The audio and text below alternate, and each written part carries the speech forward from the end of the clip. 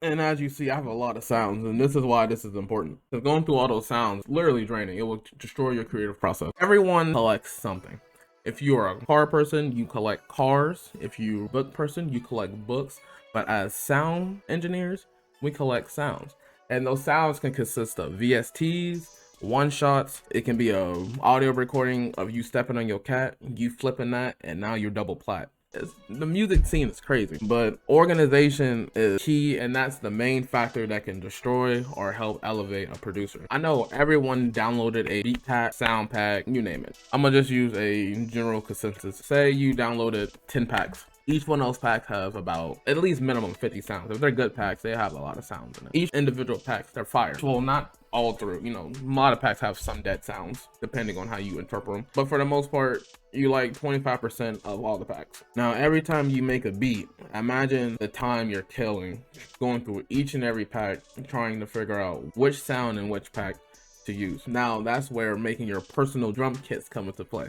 To explain this more, I'm gonna go into FL. So pick any beat, it doesn't matter what song, just pick a beat you like.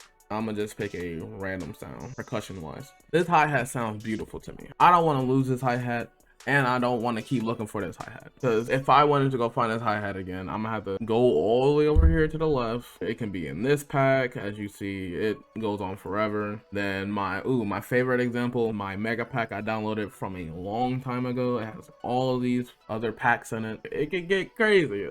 The sound wormhole is real. So for this hi-hat, I can't find it. I have too many sounds, and I'm pretty sure you guys have that problem as well. First, to create your pack, you need to first open a file explorer, and I'm gonna do that. All right, once you open up your file explorer, you're going to want to create a folder.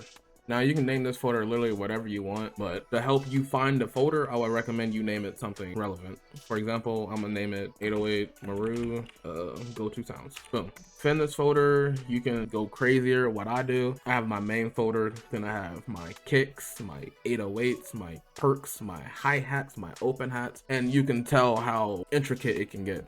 You can be as organized or disorganized as you want, but the more organized you are, the better your life will be, in my opinion. So for example reasons only, I'm gonna just do hi-hat and 808. All right, so now since this is the only DAW I have ever owned, I can't really tell y'all how to do it in other DAWs, but it's the same steps. You just got to figure out how to get there. So I'm gonna explain the steps. So first, you just gotta open your sound. This is why I love FL Studio. Once you open it, you just click this folder icon here, and it will take you to the sound. Wherever the sound is on your device, it will go through all the folder hierarchies and take you directly to that sound.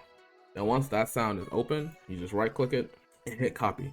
Don't hit cut. If you cut it, the sound will get deleted from this folder, and when they get deleted from that folder, it will disappear from your sampler, because now your sampler don't have a sound associated with that sound. So don't do that. Make sure you copy it. Then once you copy it, you're gonna want to go back to your folders, and if it's a hi-hat, you just paste. That's it. You don't have to do anything else with that aspect, and literally just repeat those steps. Now I'm gonna do the 808. Oh, I like this 808 sound. So you're gonna open up the sampler where the sound is, click on the folder, it will send you to the directory where the sound resides. But now with the 808, same ordeal. Find out where it's at.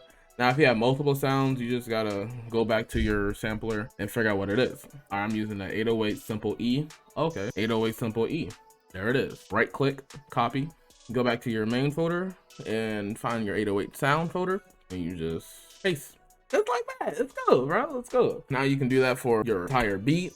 You can do that for your entire catalog. Now, you're probably asking, all right, that's cool and all my sounds are in a folder. How do I actually use them? That's another easy, beautiful question. You're gonna wanna go click on options and go to file settings. This will be different depending on your DAW, because once again, I am on FL Studio. Once you're here, you're gonna want to click on the open one, and once you click on that one, you're going to want to navigate to your folder. Now to make this a lot easier, just go open your directory that has your saved sounds. Now what you want to do, and it also depends on how you want it displayed. Now if you just want to see the main folder, and you click the main folder, then from the main folder drop downs of your other folders within your browser, then you're going to want to click on your main folder. But if you just want to see like 808s or just hi-hats, then you're going to want to click on that folder. But in my case, I want to see everything. I'm going to click on 808 Maru, the folder. Then when you can see these two, like your folders within the main folder, you want to click on your address bar, copy, go over to Final Folder Uploader, click on that, click on this bar, paste it in, and hit enter. Then hit select folder. So now, as you see, it popped up on the left. I have 808 Maru go-to sounds. Now, depending on your folder name, if you don't want it to say that, you can click over on the right side where my cursor is. Now I'm in browser name. This will change the name of the folder in your browser. So literally whatever. I'm gonna change it to popcorn butter. Hit enter. Then once you leave here, it will update. Then once you close it, now you have to look for popcorn butter. And here it is. But I'm gonna change it back. You can literally change it to whatever you want. If you change the folder browser name and you will like to change it back to its original folder name, just go back to the file and folder setting area and just delete it. But to refresh it in your browser, you have to close this window, and now, as you can tell, it's back in where it needs to be. If you ever wanted to get rid of a file, same process. If you add it to your browser, just do the same thing to get rid of it. Just go up to options, file, then instead of you typing the file you want to add, you just click on the file that's already there and just delete. There's two things you can do after this. You can either, well, you have to close this, but once you close it, it won't actually pop up on the left side in your browser. But what I do, after I delete it, close it, then open the file folder again. Then when I close it the second time, it actually disappears. Or if it doesn't work when you do that, then you have to close FL completely. And let me show you. I close it. As you see, I deleted it. It's still there. I can still click on it. I can drag stuff in if I wanted to, but it's not here. So to refresh the browser, you have to just go back in your file settings. Don't do anything, reclose it, and it didn't do it. Like I said, it's a little finicky. Sometimes it does it, sometimes it don't. It's very strange. Yeah, see, that time it closed. I had to reopen and close it. It's strange. So if you have that problem, just try to reopen the file setting twice, or after you deleted it, just close FL and it'll be gone. With this approach, you can also do this with other things. I save my acapellas the same way. As you can tell underneath it, way easier for me to get my acapellas. So like, this beat is at this BPM and I'm kind of have this artist in mind.